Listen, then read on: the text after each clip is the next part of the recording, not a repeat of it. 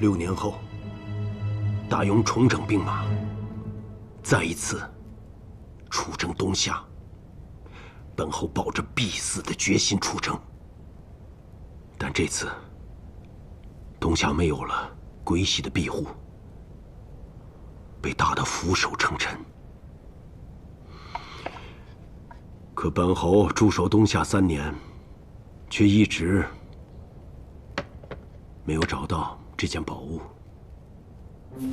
这个东西是一名堪舆师找到的，他在东夏找到了鬼玺，想据为己有。本侯想从他手中夺走，却没能成功。而这个铜鱼，想必和鬼玺有什么关系？说不定他们是一体的。那鬼玺还在那个人身上？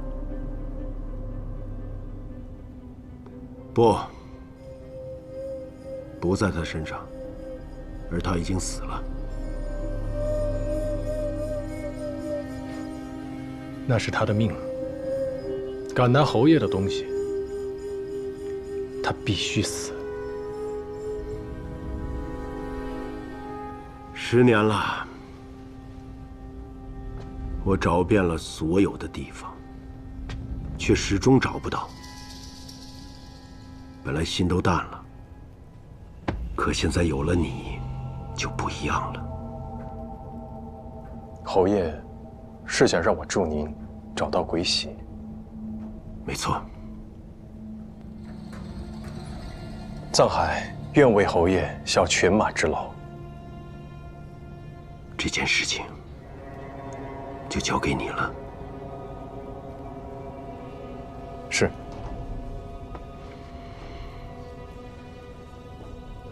敢问侯爷，这铜鱼就只有一条吗？什么意思？小人幼时随师傅学习堪舆之术，对东夏文明有所涉猎。这东夏最初是以渔猎为生，所以鱼便成为了他们的图腾。这铜鱼，小人虽未见过，但东夏的鱼图腾，小人倒是见了不少。画中的鱼儿都是成群出现，寓意丰年富饶，所以小人才会有此疑问。果然见识不凡，心思机敏。没错，这铜鱼不止一条。本侯就知道，你果然是做成这件事的不二人选。那其他的铜鱼，需要小人一并找寻吗？别的铜鱼你不用管，本侯都有数。你只要记住，等你找到鬼玺，本侯必不会亏待你。藏海赴汤蹈火，也要帮侯爷完成心愿。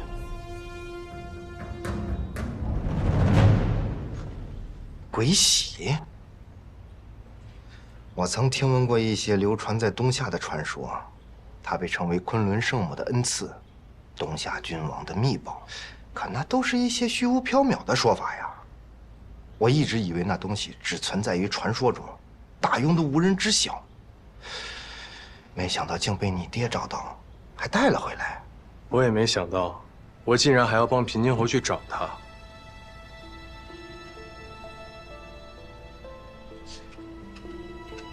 平津侯密室里的铜鱼，你还记得吗？所以我趁机向他打听另外2条的下落。他说他全都有数，看来我猜的没错，就在其他2个仇人手里。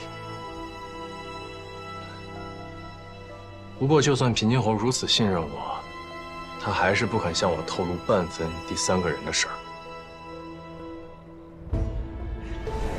饭要一口一口吃，如今咱们已经向前迈了一大步了，至少你得到了平津侯的授意，往后做起事来啊，也不用藏着掖着了。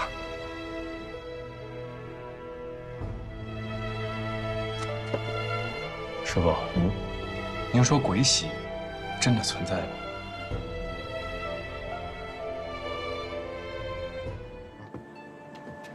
父亲，父亲，哎呀，都说了外头冷，那把这个披上。不，地上不，你说你着凉了，上哪儿去替狼扔去？我这个衣服干净啊。父亲，你不要听他们说。是侄儿来了，哎，拿个扫把，把这里扫干净。我就在这儿等他们啊。父亲，去。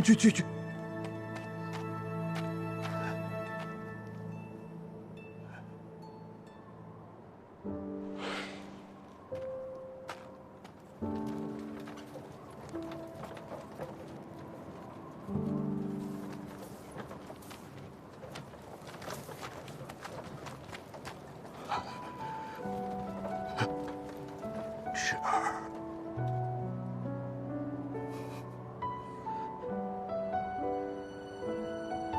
爸爸，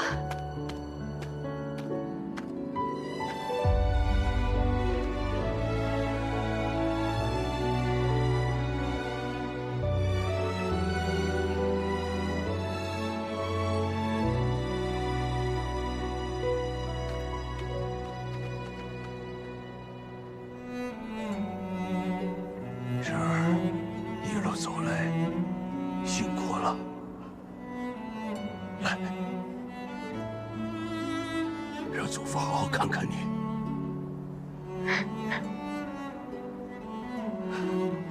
侄儿学会哭了，想必这段日子吃了大苦头。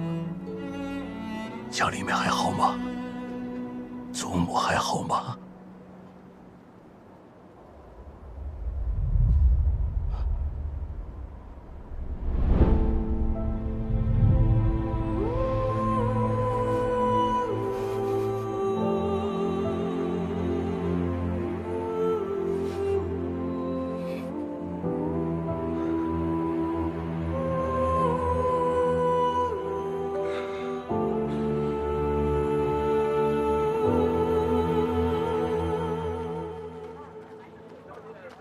侄儿，娘走之前还说过什么话吗？二叔放心，祖母走得安详，除了记挂大家，没有遗憾。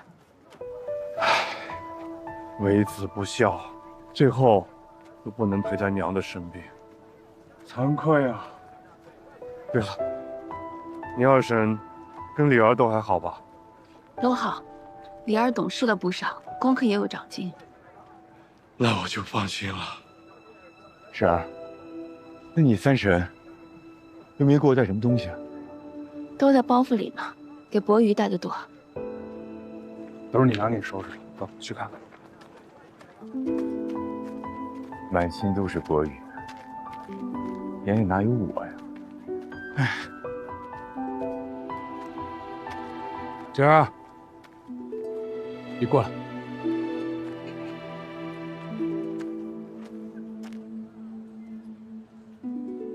你的钱从哪来的？我赚来的，家里人赚来的。你们一帮女人拿什么赚钱啊？做什么营生能赚这么多钱啊？整整一马车。本来母亲和婶子他们还想带更多更贵重的，我没让。这里的每一块布料，每一缕丝线，都是我们一文一文赚来的干净钱。倘若你要是不信，把它们烧掉便是。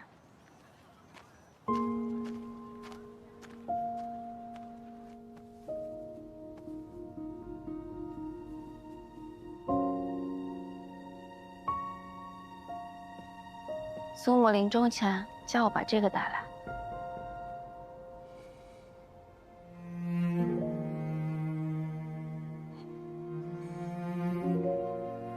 侄儿，自来北地，我经常在想，我是不是做错了？国与家，君与亲，孰轻孰重啊？祖父，倘若您为了一家之安危，变成了装聋作哑、茶叶吝啬之人，祖母也一定会失望的。朝中不缺阿谀奉承的奸佞，也有不少察言观色的弄臣。他和他们的家族都锦衣玉食，可他们却不是人人都敬重的花先生。这个世界上有不少安稳富足的人家，也有数不清的艰难破碎、蒙受不白之冤的人家。可是只有一个华中臣，华家以前的鼎盛是你换来的，倘若需要你折断脊骨、抛钱生白来换，那不要也罢。家之所以能成为家，不只是吃饭睡觉的地方，更是能让人坦然做自己的地方。侄儿，祖父小看你了。祖父，我还有一件事情想和你商量。我们攒够了钱，想先把你赎回去。侄儿，我不走。祖父，铜钱入关，3日之内便能下文放人。说服父亲的在这北地还行，可是你的身体，我能挑得动土，能抬得起筐。你父亲都不行，我年幼家贫，吃惯了苦头。现在这些不算什么，反而你们在京城那样屈辱艰难，都咬牙撑过来了。我这里只是做些体力活，倒落了个清静。啊，等等。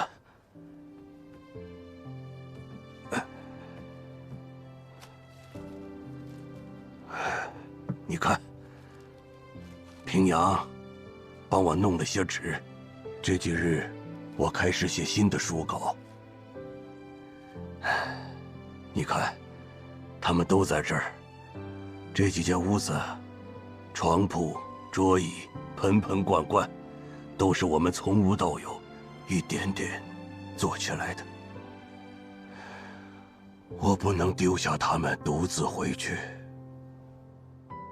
孙女明白了。伯鱼年纪还小，你还是把他带回去，免得他母亲担心。好。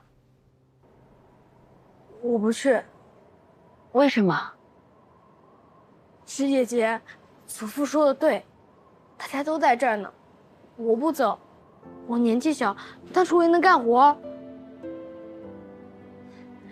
我还和祖父念书呢，我从前都不知道，祖父比家学里、官学里的那些先人都要厉害，我才只学了皮毛，舍不得走。你不想回皇都看看你娘，看看朵儿？石姐姐，你放心，我回家能做的事，我在这里也一样能做。我也相信你，有一天你能把我们都给接回去，到时候我再和祖父他们一起走。好，你自己做决定，听你的。石姐姐，你赶紧回去烤火吧，我还要帮忙去干活呢。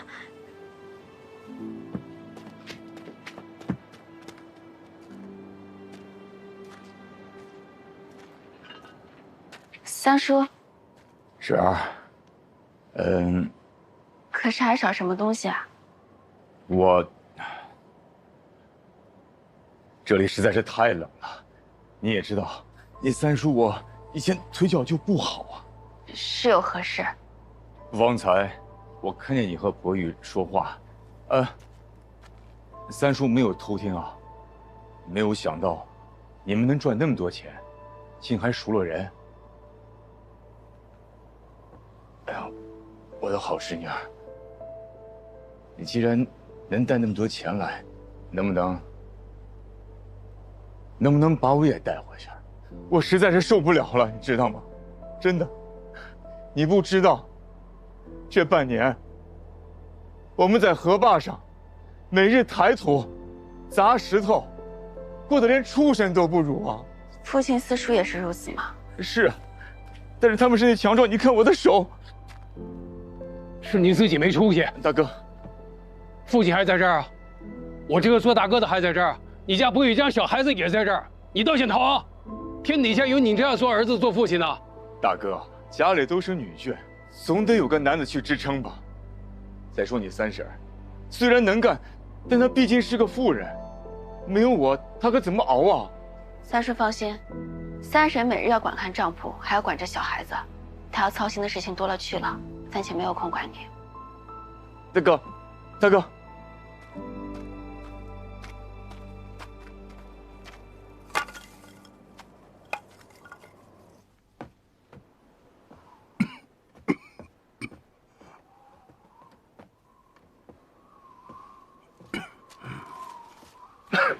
祖父，芍药，替我祖父诊诊脉吧。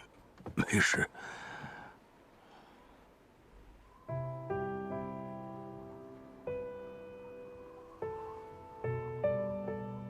你是谁家的孩子？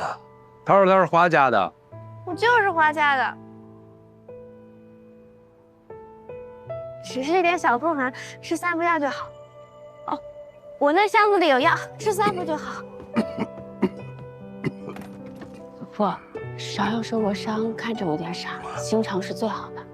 侄儿，你错了，这孩子并不傻，你看他眉眼舒展，目光明亮，心中想必也是澄净明亮，是个有福气的孩子。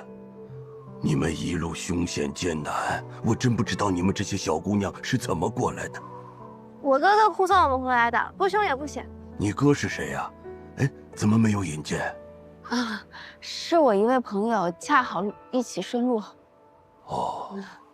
哎，祖父，这是你新写的书稿，我可以看一下吗？哎呀，你舟车劳顿，看一会儿早点睡吧。我叫他们帮你准备了间屋子，我们就挤一挤，也暖和。好，我去把药煮了。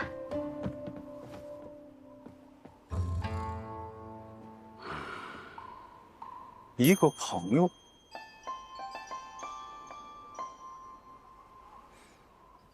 首领，近日没有什么消息。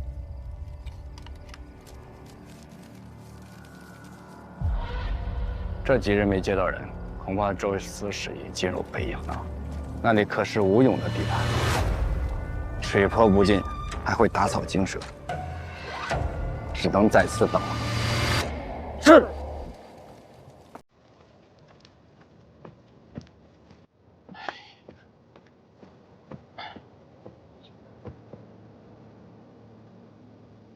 老吴，别来无恙。哎，你小子怎么回来了？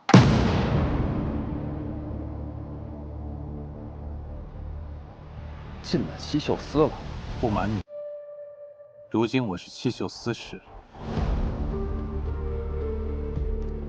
这破地儿能劳烦司使大人亲自跑一趟？哎呀，估计也就只有来查我了。通跑一场，自己交代吧。瞅瞅，枕头底下。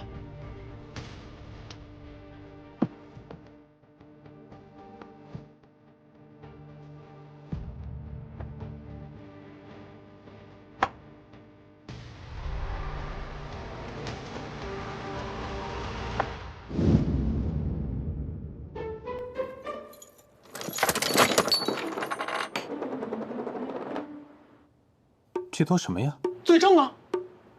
还不是我们家夭夭说别人家女剑穿金戴银的，就他脑袋上素的跟泥骨一样啊！这是我剿匪缴获的，没往上报。哎，我说你们皇城的相公都闲的是吧？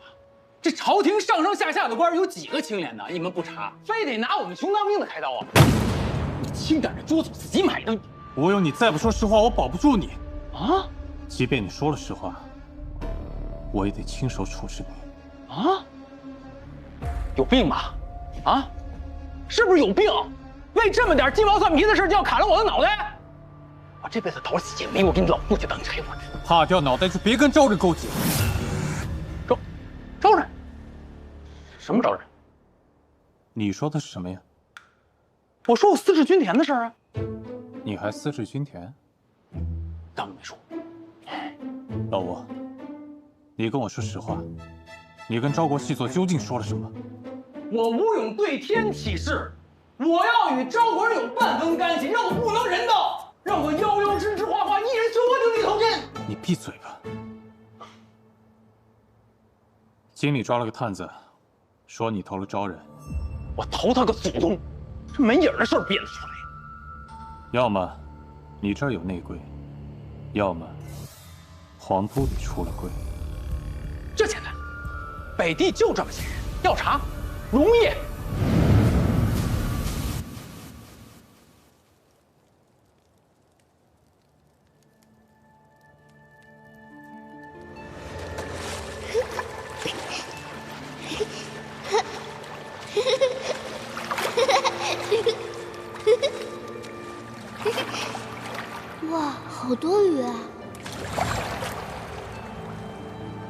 爷爷，你快看，这里好多鱼。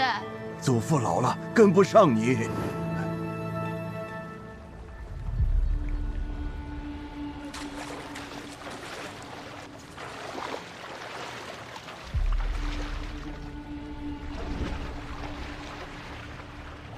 顾妍希，你跟着我做什么？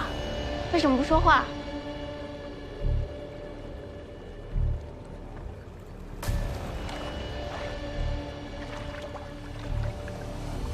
我问你，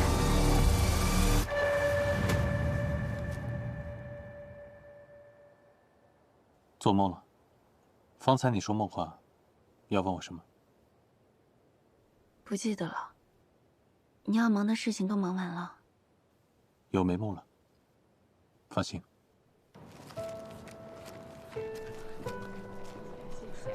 哎，谢谢。多好的人啊！谢谢谢谢。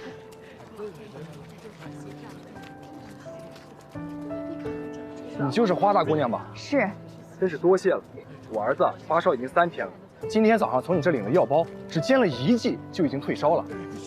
有用便好，不必客气。我跟几个弟兄商量了一下，不能白得你家东西。这样吧，今年花老先生的劳役我们给免了。是我多谢各位了。不必客气。多谢多谢。那我们就先行告退了。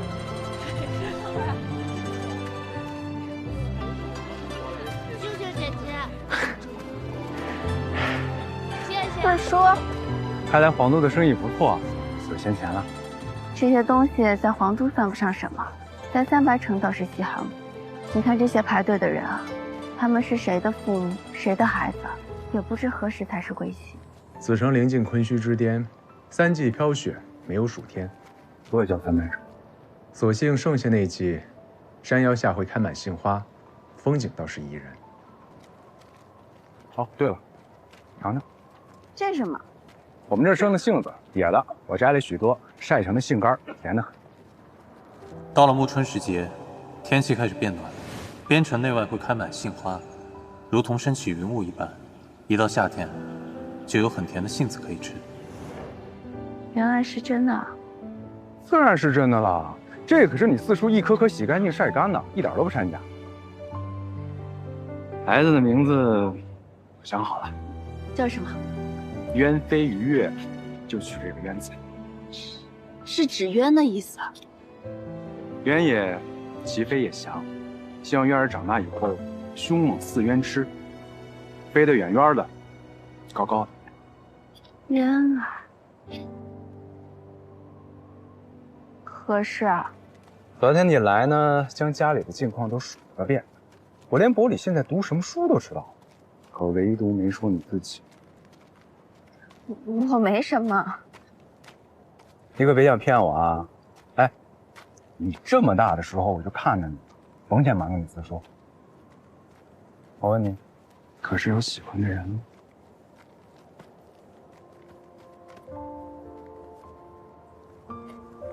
完了，你这不只是有了，还颇麻烦。有什么麻烦的？我跟他的近况悬殊，不一定能相守。那他怎么说？什么？他怎么说？他知不知道你们的近况？怎么想的？准备怎么办呀？那这是没奈何的事情，能怎么办？何必同他说？有侄儿，你听我说，谈情说爱这种事需讲究两厢情愿。你愿意赴汤蹈火、九死无悔，这没问题。可得他也愿意呀，不然最后定是留你一人，落得满心伤痛啊。我不想赴汤蹈火，我也不想九死无悔，我就想平平稳稳的陪伴着，不好吗？自然是好的，只是常常天不遂人愿。倘若真走到了那一步，你要如何，他又要如何？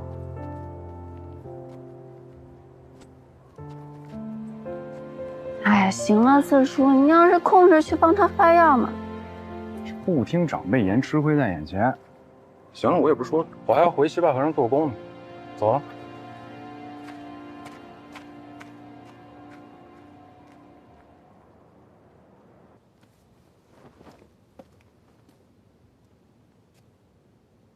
父亲，这儿坐。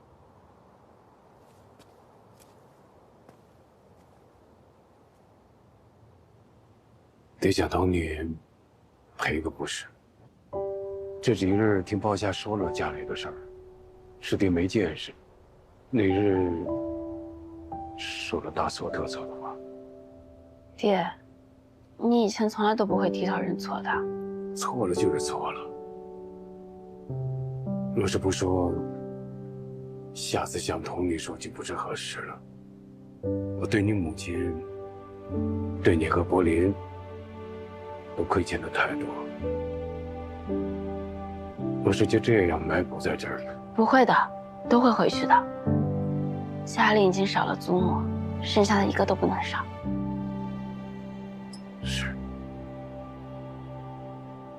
是要回家。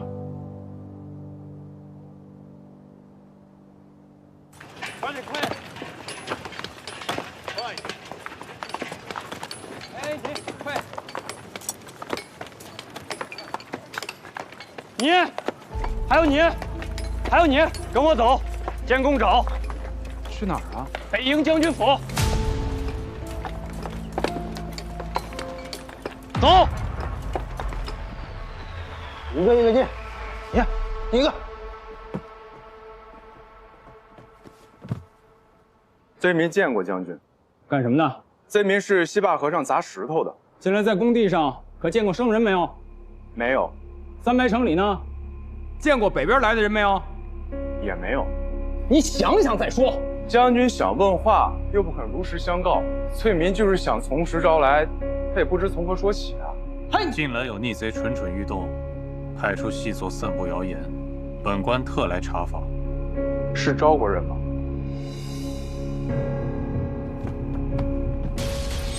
说，你怎么知道的？打了这么多年仗，这又是北地，离昭国只有100里之隔，能让朝廷派人下来让将军坐立难安的，也只有昭国的奸细了。不过，我在三白城中的确没见过他们的踪迹。你叫什么名字？我不过是三白城中一罪民，性子不足挂齿。回将军，此人叫花平阳。原来是花指的四叔。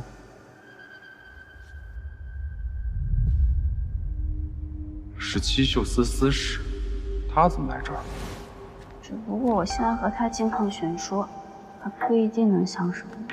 啊，是我一位朋友恰好一起顺路。多谢，请回吧。走吧。下一个，下一个，下一个。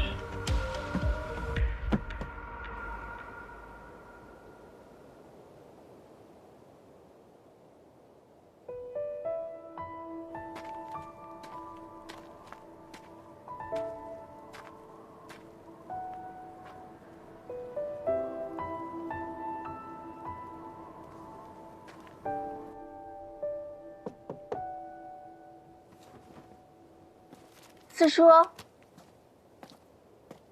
有事啊？夜深了，我就不卖关子。四叔问你，十傲的哥哥护送你来北地的是什么人？你别告诉我是七秀司司使。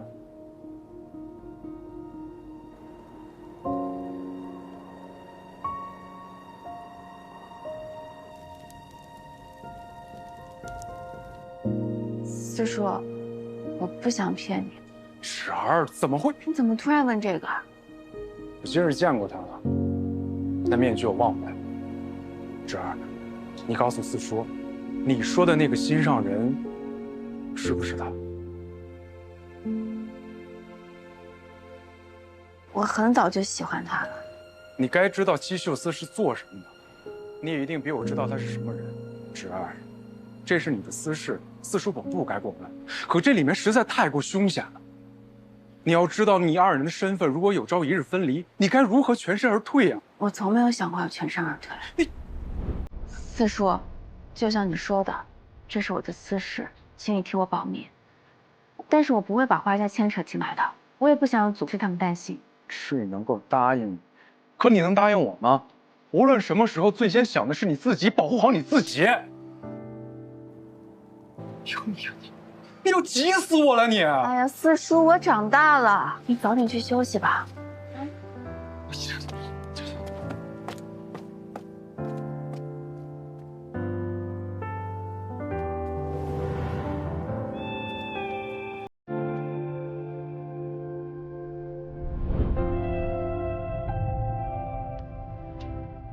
幸亏你来得晚，方才我四叔还来找我。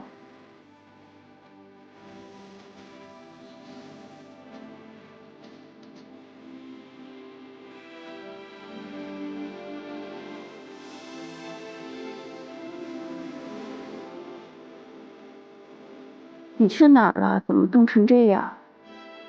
那你帮我暖一暖。我这不是真暖着吗？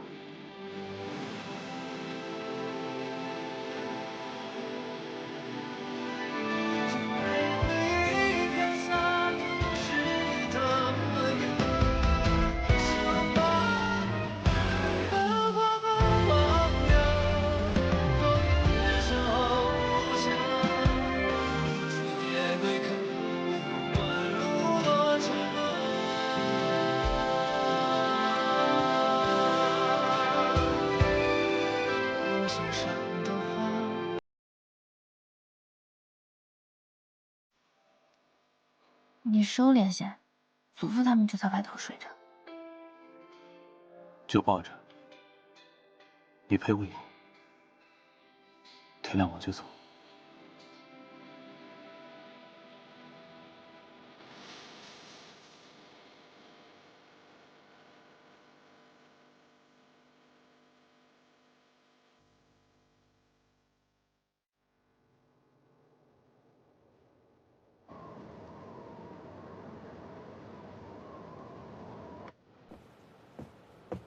来了，吃早餐了吗？老吴啊，你可曾求娶过一名女子？不是你那种什么妖妖怪怪什么的，我说的是你想举案齐眉的妻子。我对夭夭也是真心的呀，但我对所有的女子，这都是……行，我就想问，如果你想求娶一名姑娘，什么时候开口比较好？行，世子，没想到啊，这才回去1年，是哪个绝世女子挽着百炼钢就化成绕指柔了？啊，你私事君田这个事儿吗？我说，这事儿吧，它可是个大学问，讲究个天时地利人和。这天时嘛，需挑晴空朗日或细雨蒙云，讲究的就是个氛围。这地利嘛，需去除姑娘的地界儿，去你那儿，人家会有戒心的。这人和就简单了，需在你们卿卿我我、两情相悦的时候说。哎，记住啊，千万别拖太久，拖到2、3年。哎呀，我跟夭夭啊，就是拖太久了。行，我知道。细作的事查得怎么样？该查的都查了，没头绪啊。没有，也许就是答案。啊？那封密信恐怕是个障眼法，或者为了调虎离山。哎，老吴，后会有期。祖父，这信钱你留着花。侄儿，这里花不上钱。傻侄儿，在这3白城里啊，有钱也没处花，你把它带回去，给家里买点吃的用的。家里的钱够用。那怎么能一样？你这么一经手啊，带回去，那不就是我们的心意了吗？哎，你这什么意思啊？怎么成了你的心意了？哎，大哥，你这手里拿着什么呀？我仙家是写的字帖。这儿，劳你带回去给柏林子用。好。你代我向你母亲赔个不是。家里一切艰难，是我对不住她。爹，母亲就没有怪过你。哎，博玉来干嘛了？姐姐，我娘带来的东西我都看到了，除了那箱书和纸笔墨锭，其余的我都不要，都订台上车了。您再带回去吧，帮我和我娘说一声，我在这里会好好念书，也叫他保重自己。那你可要跟着祖父好好学啊。侄儿，该出发了吧？祖父送你。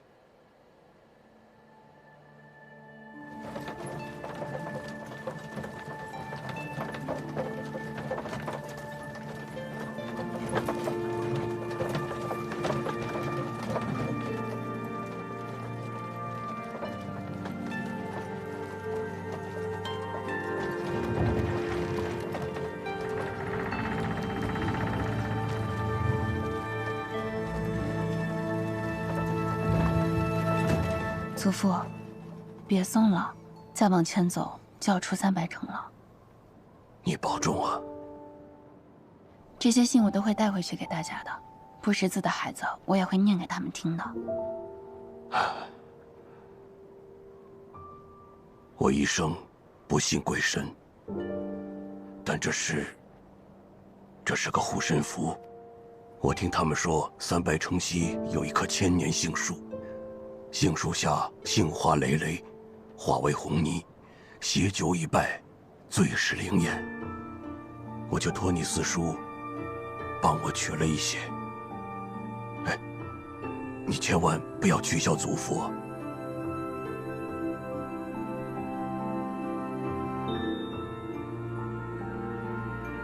那我走了。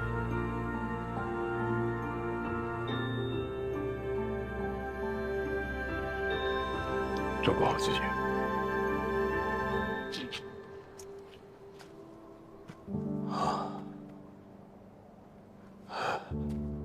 走吧。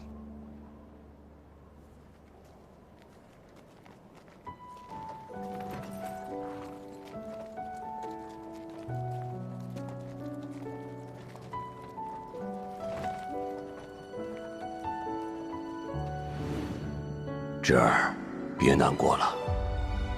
你看，这些布料一块一块被裁割开来，又被一根针、一条线缝合在一起。侄儿，你就是那条线，把我们华家从南到北缝合到一起。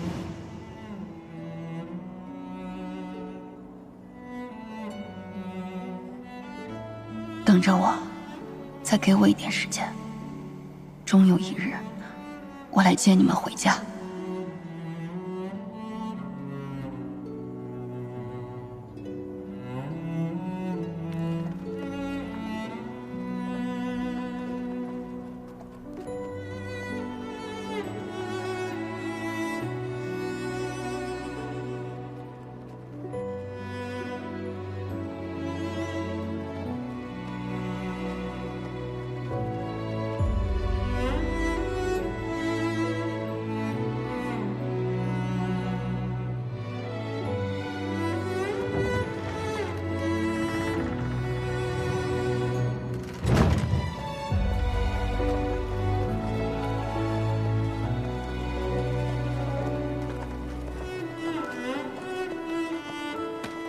这。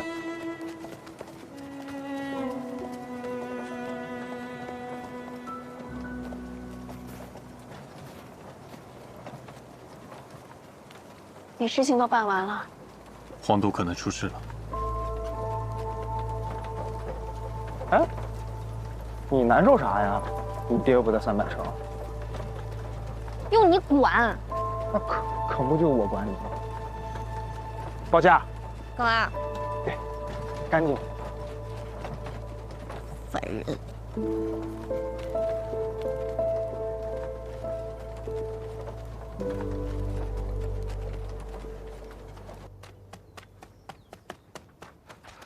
教练，有来信。我并未获此使者，没想到，看来我们这位刺史不仅没有上当，反而有所察觉。待他返程，就是我们最后的机会。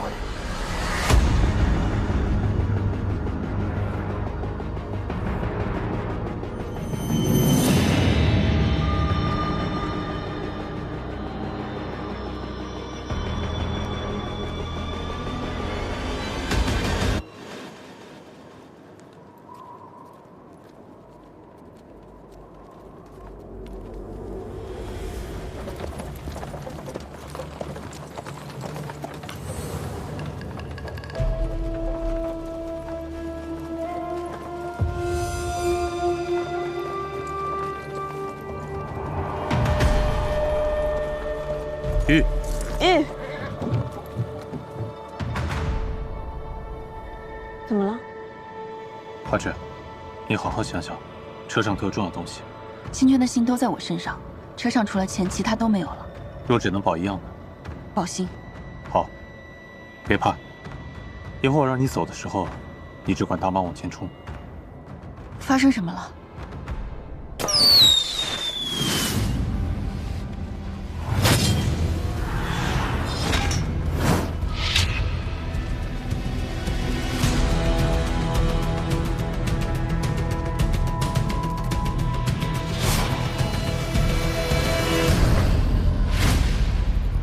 人下马，撤卸货。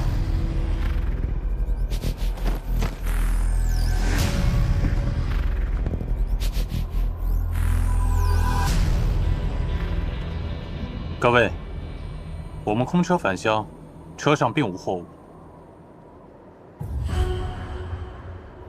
不是牛恒他们，这些是给牛恒他们留下的衣服。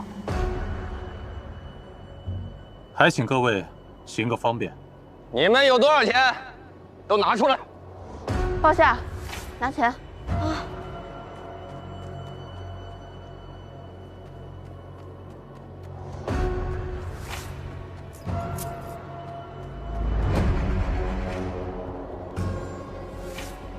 看来不是黑吃黑的土匪，也不是冲钱来的。够了吧？好，老弱妇孺走，男的留下。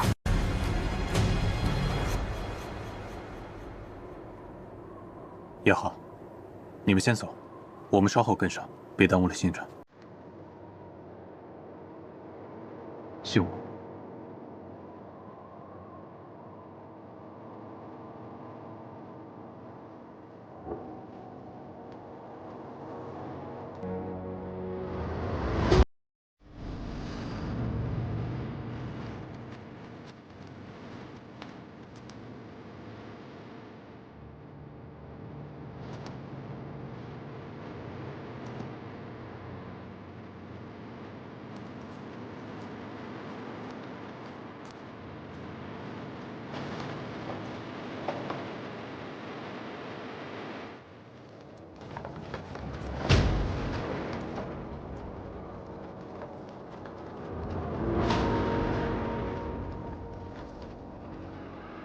你们从何而来？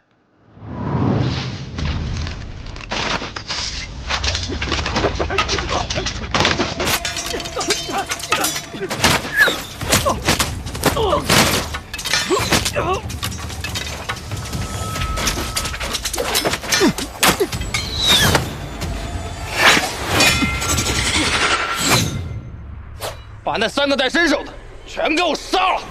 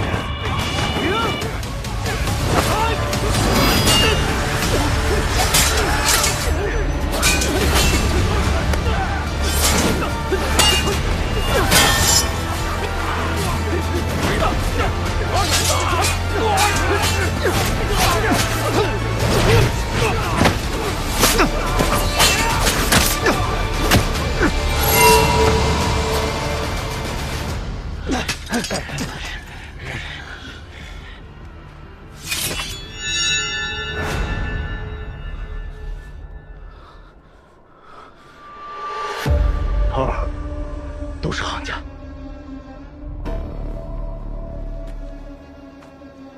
倒是一帮好狗，主子没白赏你们饭。不愧是七秀司司使，我们恭候多时了。我说荒郊野岭哪来这么多高手？原来都是冲着我来的。看来今日非要是你死我活了。杀！快走！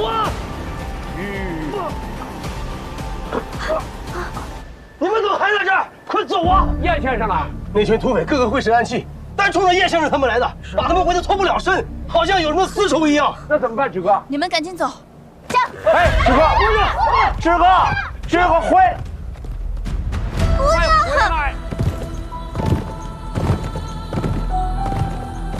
驾！